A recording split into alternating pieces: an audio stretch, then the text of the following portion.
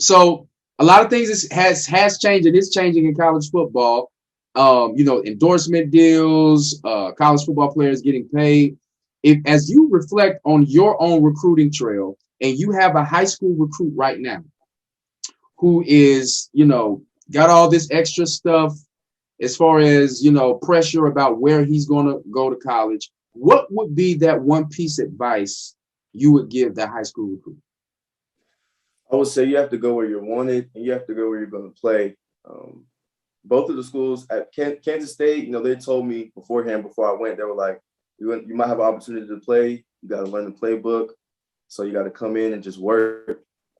So they already made that established. A lot of my homeboys that I talked to, some of the schools that they went to, they never talked about early playing time. They just wanted them to be there. So you have to really talk to the coaches that are recruiting you and see if they have a plan for you. Because if they have a plan for you, as soon as you come in, that means you're going to play. And I feel like the earlier you get on the field, that's just the quicker you can get in the national spotlight. So that's what I would say. Just make sure that the coaches have a plan for you, because if not, you're just going to be another guy on the team. That's good advice. That's good advice. Go where you're valued, right? Exactly. Not where you're just going to be another number. I think that's great advice. I think that's good advice. Speaking of advice, what's the biggest piece of advice you think you've received throughout this football journey so far? Just keep your head down and work. That's something that I'm still working on today. Sometimes you can let outside things get to you, but you got to be able to lock in every single day and go to work.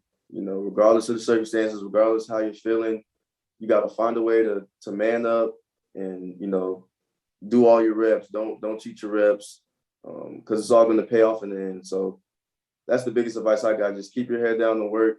When you look up, you'll be at the finish line. One word I take from that is consistency. Mm-hmm. Right? Being consistent, and even in the little things, right? Yeah, exactly. So one thing that I do, I like to wake up a lot and catch jugs, or wake up every morning and do something. Sometimes I wake up every morning at 4:50. Some days I'll go to the facility, catch jugs. Other days I'll get a band workout in at home, push-ups. But I'm up at 4:50 every single day doing something just to help me and better myself and better my craft.